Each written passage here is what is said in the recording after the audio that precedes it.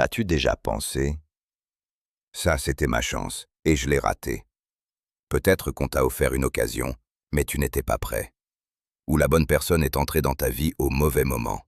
Ou tu attendais tellement le moment parfait que tu n'as pas vu le vrai moment quand il est arrivé. Voici la vérité. La plupart des gens apprennent trop tard. L'occasion n'envoie pas d'invitation. Elle ne se présente pas en fanfare. Elle arrive sans prévenir, sans plan, et elle est sans pitié pour ceux qui ne sont pas prêts. Mais il y a des gens rares, qui sont toujours prêts. Et quand l'occasion frappe une seule fois, ils ouvrent la porte et entrent dans une vie toute différente. Voici l'histoire d'un de ces gens. Reste avec moi jusqu'à la fin. Dans une grande ville pleine de rêveurs et de travailleurs, il y avait un restaurant chic appelé le Sterling Oak. C'était le genre d'endroit où l'on faisait des affaires, où les célébrités dînaient tranquillement dans des coins privés, où un seul repas pouvait coûter plus que certains gagnent en une semaine.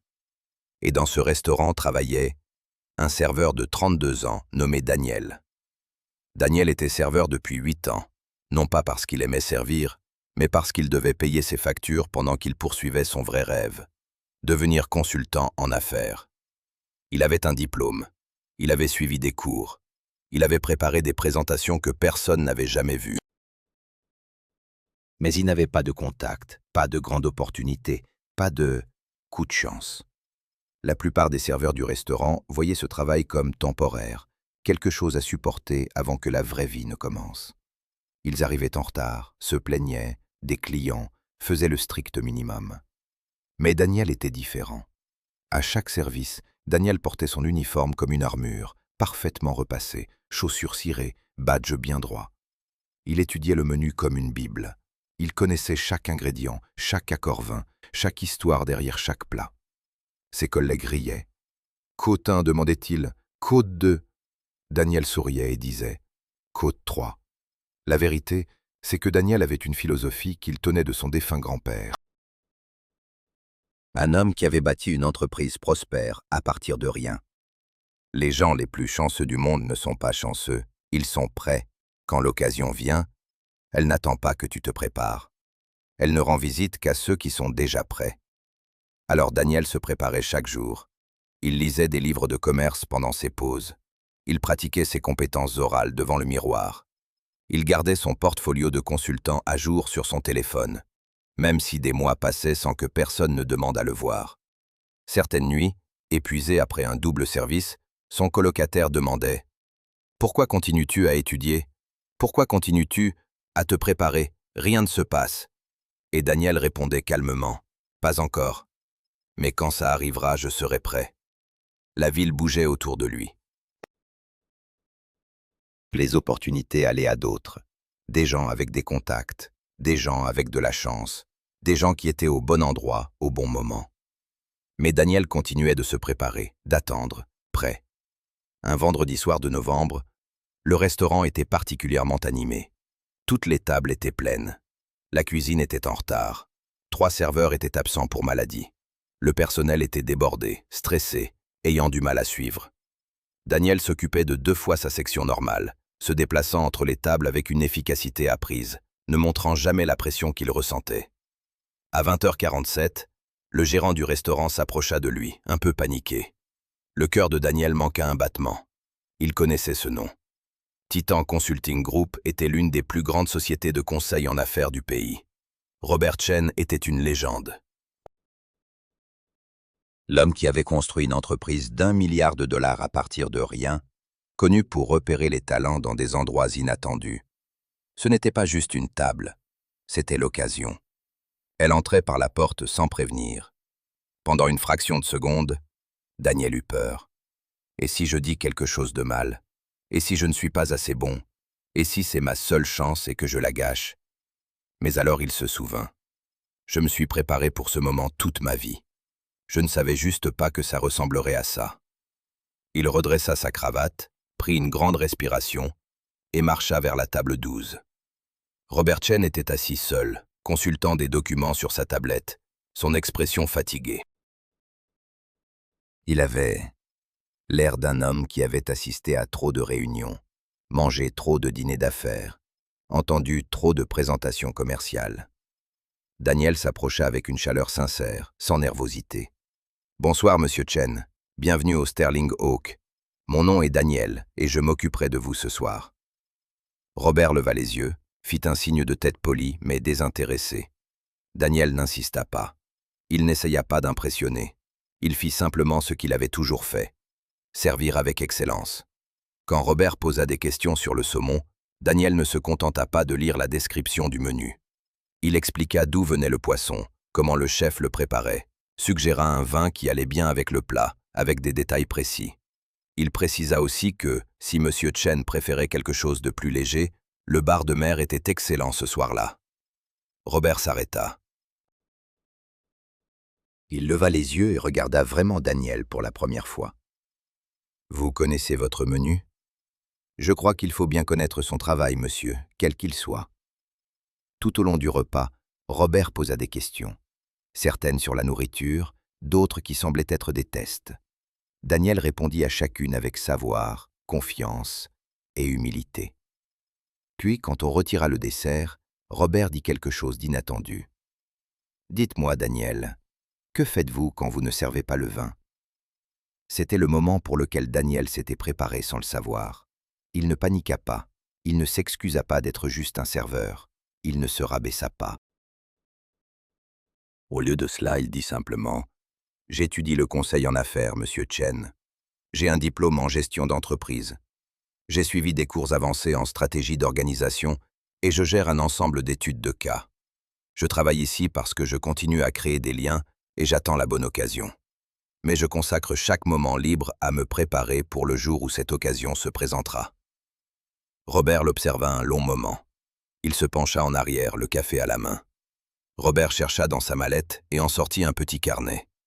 Il était vieux, écorné, clairement utilisé depuis des années, dit-il en tapant sur le carnet. Il ouvrit à une page marquée. Il marqua une pause, laissant la métaphore prendre son sens.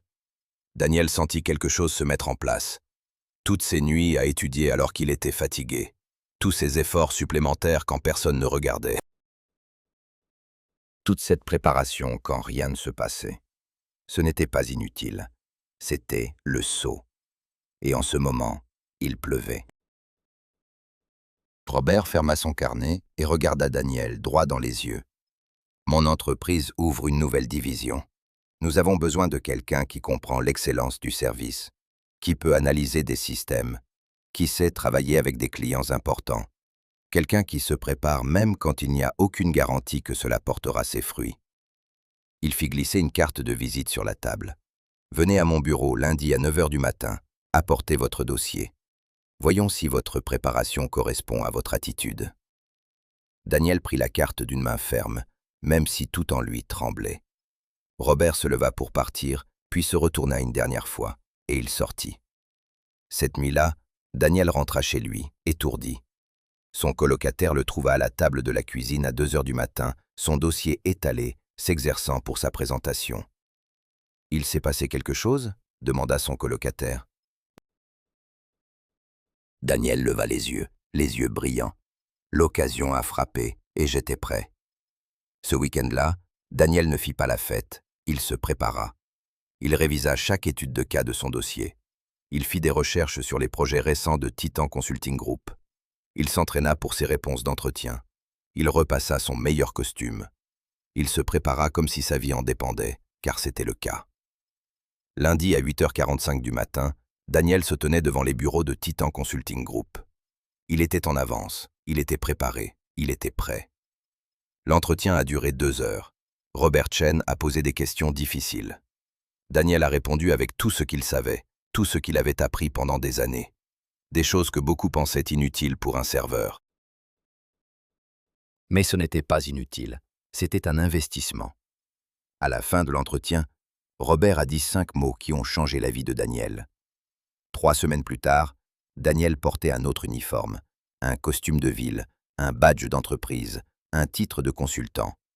6 mois plus tard, il dirigeait son premier grand projet. 1 an après, il était promu consultant senior. 2 ans plus tard, il parlait dans des conférences, montrant aux autres comment mieux travailler. Lors d'un événement, un collègue lui a demandé, Daniel a souri, se souvenant de cette nuit de novembre. a-t-il dit calmement. Et quand l'occasion s'est présentée, j'ai ouvert la porte. Mon ami, l'histoire de Daniel ne parle pas de chance. Elle parle d'une idée simple qui a changé sa vie et peut changer la tienne. En ce moment même, tu attends peut-être. Tu attends ta grande chance. Tu attends que quelqu'un te remarque. Tu attends que ta vraie vie commence. Mais voici ce que Daniel a appris, et ce que je veux que tu comprennes. L'occasion n'arrive pas quand toi tu es prêt. Elle arrive quand elle est prête. La seule question est, seras-tu prêt quand elle viendra? Souviens-toi de 3 choses importantes. D'abord, chaque instant est une préparation pour la prochaine occasion. La façon dont tu fais les petites choses aujourd'hui t'entraîne pour les grandes choses de demain. Ce travail que tu trouves sans importance, il t'apprend des compétences dont tu auras besoin plus tard. Cette tâche que personne ne voit, quelqu'un finira par la remarquer. Faire les choses bien dans l'ombre te prépare à être vu. Ensuite, l'occasion ne ressemble en rien à ce que tu imagines. Tu penses que ta grande chance sera évidente. Un appel, une annonce, un signe clair. Mais l'occasion de Daniel ressemblait à un homme d'affaires fatigué, un vendredi soir. Elle avait l'air de rien. La plupart des gens manquent leurs occasions parce qu'ils attendent quelque chose de plus important. Enfin, la différence entre les gens chanceux et les autres, c'est la préparation. Les gens chanceux ne sont pas juste favorisés par le destin. Ce sont des gens qui sont restés prêts quand d'autres se sont détendus. Ils ont étudié quand d'autres regardaient la télévision. Ils se sont entraînés quand d'autres se plaignaient. Ils se sont préparés quand d'autres disaient « 29 ». Alors voici la question pour toi. Quand l'occasion tombera sur ta vie, et elle le fera, souvent quand tu t'y attends le moins, seras-tu là avec un parapluie pour la bloquer? Ou seras-tu là avec un seau vide, prêt à attraper chaque goutte? À partir d'aujourd'hui, je veux que tu fasses 3 choses. Premièrement, choisis une compétence importante pour ton rêve. Passe 30 minutes aujourd'hui à l'apprendre, même si personne ne te regarde, même si ça semble inutile.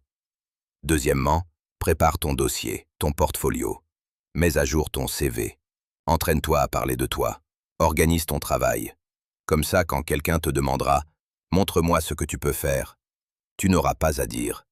Troisièmement, prête chaque moment comme si c'était le moment essentiel. Cette conversation aléatoire, ce mardi ordinaire, cette personne que tu allais ignorer. N'importe lequel d'entre eux pourrait être une occasion déguisée. Car voici la vérité que Daniel a apprise, debout dans ce restaurant, avec une carte de visite à la main. Le monde récompense ceux qui sont prêts avant d'en avoir besoin. Tu ne peux pas contrôler quand l'occasion vient.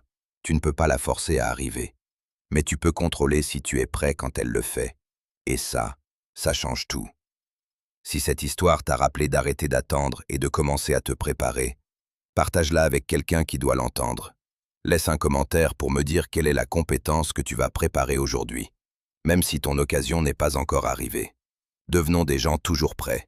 Jusqu'à la prochaine fois, souviens-toi qu'une occasion n'attend pas que tu sois prêt. Alors sois prêt avant qu'elle n'arrive. Ton seau est dans tes mains. Tiens-toi sous la pluie.